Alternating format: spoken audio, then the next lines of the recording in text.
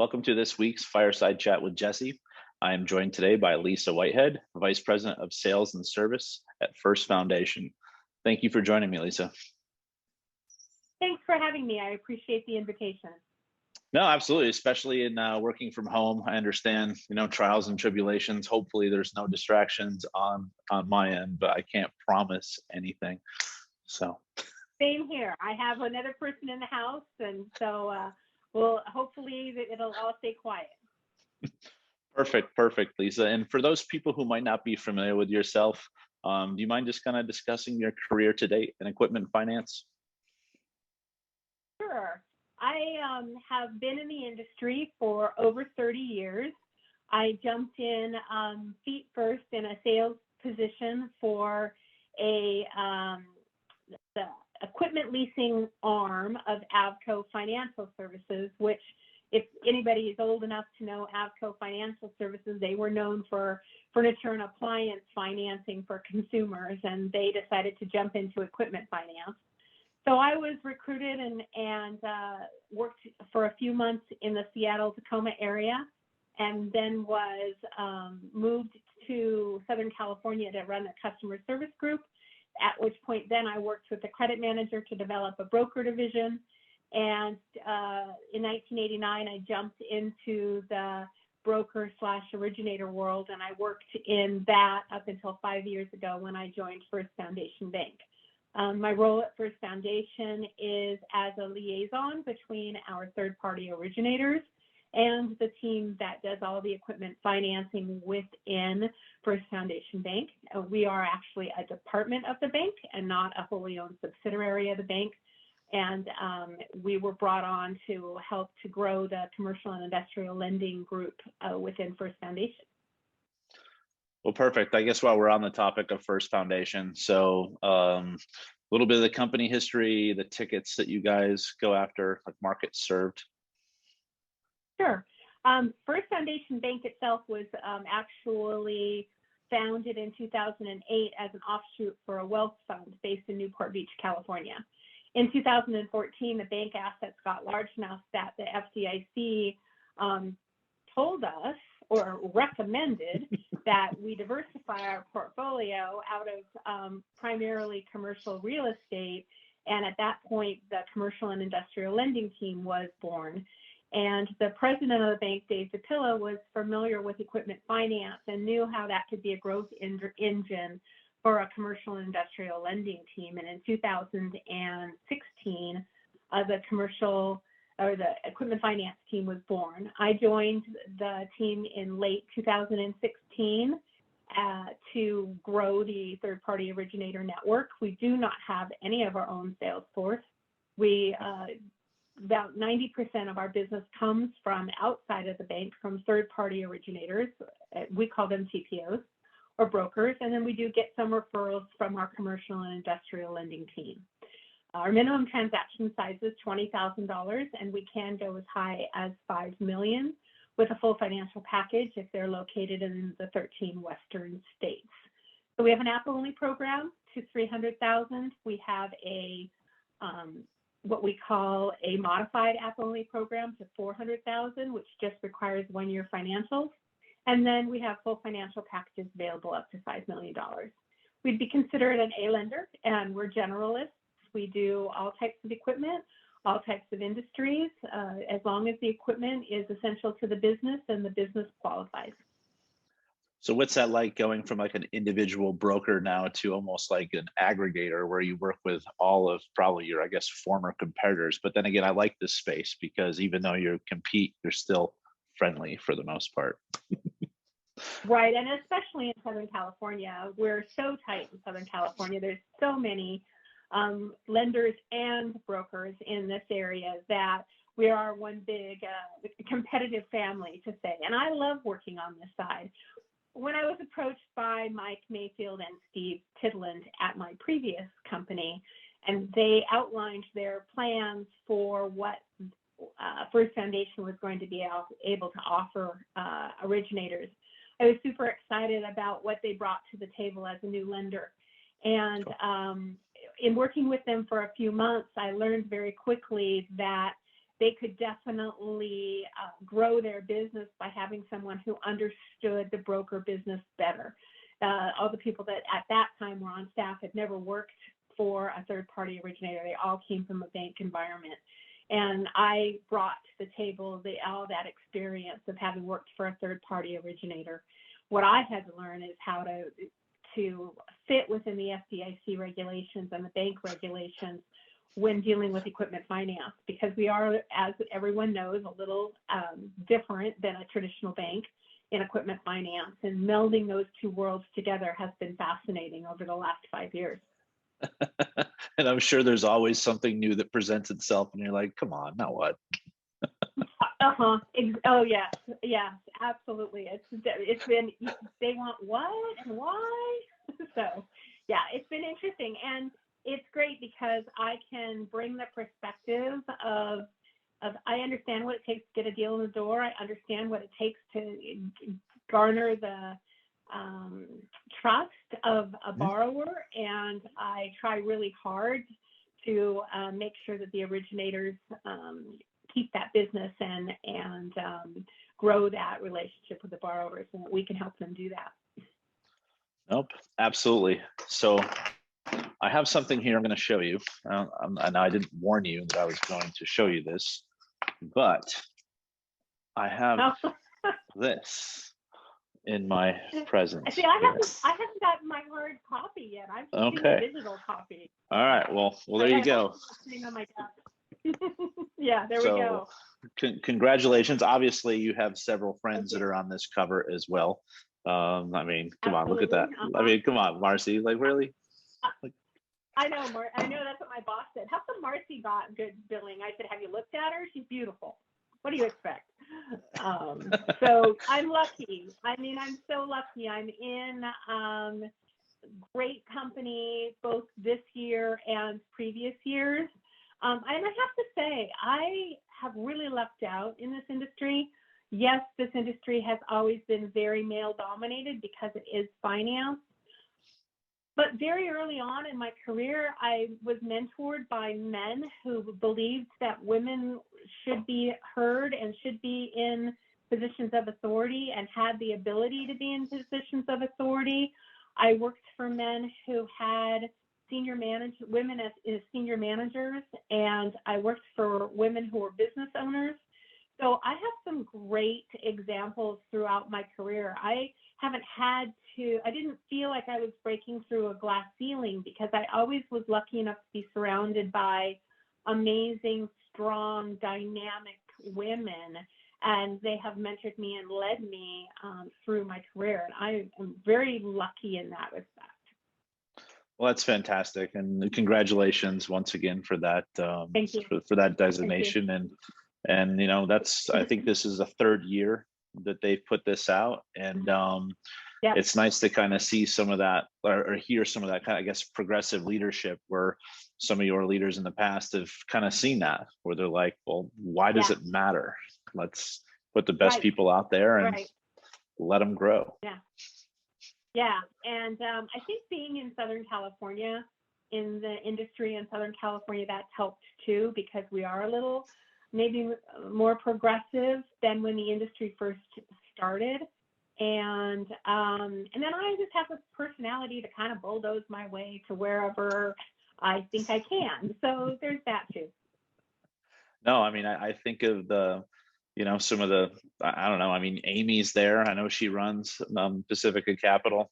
There's several female leaders in Southern California. So I can definitely see that part of this. Yeah. Yeah, absolutely. And we're so lucky, as I mentioned before, is that we're a competitive family, but we've always had a core group of women in Southern California that, as people say, dial a friend, and when you need advice, you don't think about necessarily who they work for, but the betterment of everyone, to get advice, to ask questions, best practices, and I'm lucky in that I have that network here, and I have that network now throughout the country.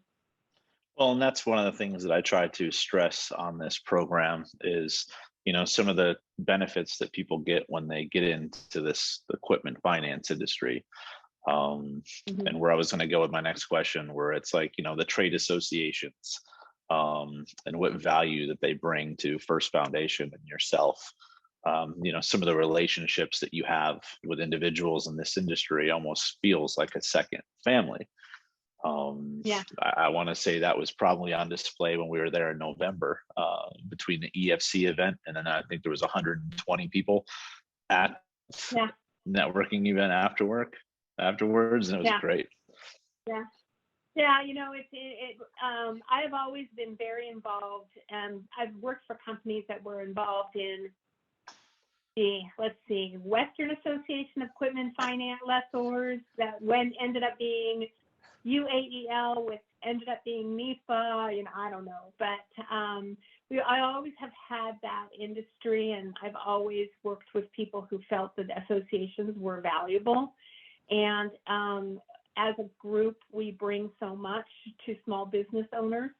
And, First Foundation, we feel that we're really trying to help small business owners grow their businesses. And we help the originators in small business owners. And, there's always going to be outliers that maybe people haven't always given our industry a great name, but I think as a whole, we offer so much to the small business community, and that we offer so much to entrepreneurs for growing their business and maintaining their businesses. And that's what I've always loved about the industry. And what I love about working for First Foundation is that we look at the credit quality, we look at the big picture. It's not just checking off the boxes. We really want to help the originator to help the business owner grow and make their business acquisition needs. And that's what's so fascinating about the industry as a whole. And I've been lucky to be a part of it for a really long time. No, that's fantastic, and I appreciate you also assisting on the committee for the upcoming NFA conference. Um, you know, Absolutely. Hey, it's in our backyard. in your backyard. I'm actually co-chairing that, as you know, with Amy Sprague. But for other people watching this, they might not know that. And Yep, I'm it's really in Newport Beach. Newport Beach, the end of March. It's a fabulous venue. It's a great location. Newport Beach is a beautiful part of Southern California, and you and Amy and the committee are going to, I think, put together a fabulous program, and it's worth it for everybody to come out and join us, because we really want it to be beneficial to everyone that attends. Nope, I agree 100% on that one. And yeah, I mean, between our main speaker and some of the sessions we're putting on, and even evening events, it's going to be great. We had a lot of work to do to try to keep up with Jacqueline in May, but we'll see what we can do here. Yeah, exactly. And speaking of which, thank you and First Foundation for the support of our last EFC event that we had in SoCal. You guys provided a book to everyone in attendance, Laverne's Legacy He Left Me. So thank you again for that sponsorship. Absolutely, we were glad to do it. What were your overall thoughts on that, by the way, Lisa? I'm not sure if you knew a lot about it before that event actually took place. I didn't know a lot about it. I'm excited that that we are focusing on philanthropy again, and it's something that's been true, really close to my heart for years and years. And I appreciate all you guys that are working really hard to get us all back into that philanthropy arm. I think it's important. We're all so lucky in getting through the pandemic and having gone through so much of what we've gone through, and realizing how lucky we are to work in this fabulous industry, and to be able to help small business, and to be able to support industry. And this is another opportunity for us to, as a group and as a family, help others, and while helping ourselves and making ourselves realize and feel good. Nope, nope. You hit the nail on the head. It's going to take a little bit more time, but very good 2021, and we have a lot of good things in 2022. So, but that doesn't happen if we don't have support of organizations like First Foundation and individuals like yourself. So thank you. Thank you. And then I ask everyone actually, before I get into the fun fact thing, if I'm a new person getting into equipment finance, 30 years in the business, what recommendations do you have to someone who's just breaking in here? I think a little bit of that depends on at what level you want to break into, but I think the most important thing is to be open-minded, to be a sponge, ask lots and lots of questions, reach out to your peers, reach out to your coworkers, reach out to competitors, reach out to lenders, anyone that will talk to you, and ask questions. I always tell when I'm training people on, especially within the bank, how do you, they ask me, how do you know about equipment finance? And I said, you spend a lot of time getting to know your client, getting to know their business. Find out, how did they start their business? What kind of, what makes their business run? What does this equipment do? How does it grow? Ask those questions, because that's only going to make you better at presenting a deal for your borrower to a bank such as First Foundation, but it's also going to educate you on how you can help others in that same type of industry, how you can learn about equipment and go to manufacturers, and how you can, if you're in credit, how you can look at a certain industry's financials or commercial reports and understand what makes sense for a certain industry. If you're in documentation and funding, what does it take to get that equipment in the hands of the user so that they can use it? Ask questions. Don't be caught up in, okay, well, it doesn't fit in the box. Ask questions, grow your box. Don't feel that you have to conform the way you might have learned in college or the way that it might have been done before. Lend your creativity and your personality and your thirst for knowledge to motivate you and drive you, and it's going to make you a better employee. It's going to make your employer excited for you, and everybody benefits. Oh, you hit the nail on the head. And the only thing I would add to that is ask. Like, never hesitate to ask somebody. Doesn't matter if they're your, right, not a competitor or a competitor. Just ask. Someone will give you an answer. Right. Yeah, absolutely. Absolutely. And that's what's so great about this industry, because your competitors are still family. Your borrowers are trusting you to help them to make the right decision. And we're all here to grow. Nope. Perfectly said, Lisa. As always. Sorry, I didn't even warn you about that one. I just kind of threw it at you. But I know. I ask everyone who comes on here, a little fun fact about themselves. Wasn't sure if there's anything that you'd be wanting to share with the industry. Since I've been in the industry for so long, I think that I don't think there's anything that really. I mean, I grew up in the Pacific Northwest and live in Southern California. A lot of people don't know that I grew up in the Pacific Northwest, but most people. What do you like to do outside of equipment finance? Do you have any hobbies, like something completely different? I snow skied for a very, very long time, and I haven't done that for a while. I love to travel. I love to travel in the United States. I have extended friends throughout the United States. Mike Mayfield's my boss and the manager of the equipment finance team, teases me anytime there's a conference that comes up, and I ask for extra days off because this girlfriend or that girlfriend or this family member lives in the city where the conference is. It's a cost of doing business. Sorry, I got to go out 2 days early and stay 3 days afterwards to recover. Sorry, exactly. that happens. Exactly. Why do you think I have a huge originator network in the Pacific Northwest? Because, gee, I have to go visit them. Yeah. There you go. Especially certain times of year. Certain times of year you stay away. Other times is when you want to go. You know, I miss seasons living in Southern California. So I don't even mind being in the Pacific Northwest although you get stuck because they don't know how to deal with snow, as everyone across the United States has watched over the last week and a half or so. But I love the Pacific Northwest no matter what the weather is. See, and I live in Arizona, and as much as I like to say that, where it's like I miss the seasons, I woke up this morning and it was 29. That's cold. I don't miss. I don't miss the season today.